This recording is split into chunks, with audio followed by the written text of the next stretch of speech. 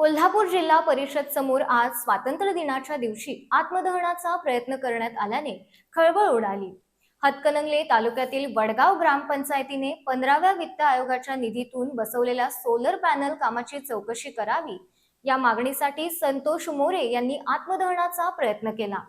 मात्र पोलिसांनी वेळीच हस्तक्षेप करत त्यांचा प्रयत्न हाणून पाडला. हातकणंगले तालुक्यातील वडगाव ग्रामपंचायतीतील सोलर पॅनलच्या कामावरून वाद निर्माण झाले आहे. 15वा वित्त आयोगाच्या निधीतून पाणी पुरवठा पंप चालवण्यासाठी सोलर पॅनल बसवण्यात आले.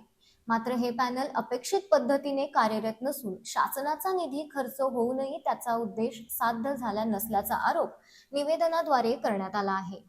सोलर पॅनलच्या खरेदी आणि कामाच्या खर्चात बाजारभावाच्या तुलनेत तफावत असल्याचा संशय व्यक्त करत संपूर्ण प्रकरणाची त्रयस्थ संस्थेमार्फत सखोल आणि निष्पक्ष चौकशी करण्याची मागणी करण्यात आली आहे.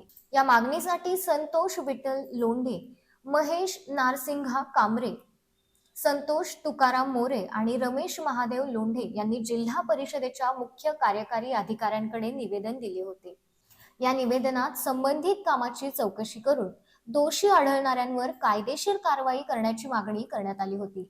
दरम्यान आज 15 ऑगस्ट रोजी याच मागणीच्या समर्थनात संतोष मोरे यांनी कोल्हापूर जिल्हा परिषद कार्यालयासमोर आत्मदहनाचा प्रयत्न केल्याने परिसरात काही काळ खळबळ उडाली.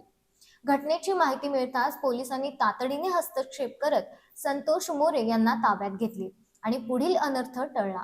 सोलर पॅनलच्या कामाची चौकशी कधी होणार आणि संबंधित तक्रारीवर प्रशासन काय कारवाई करणार याकडे आता वडगाव ग्रामस्थांसह जिल्ह्याचे लक्ष लागले आहे.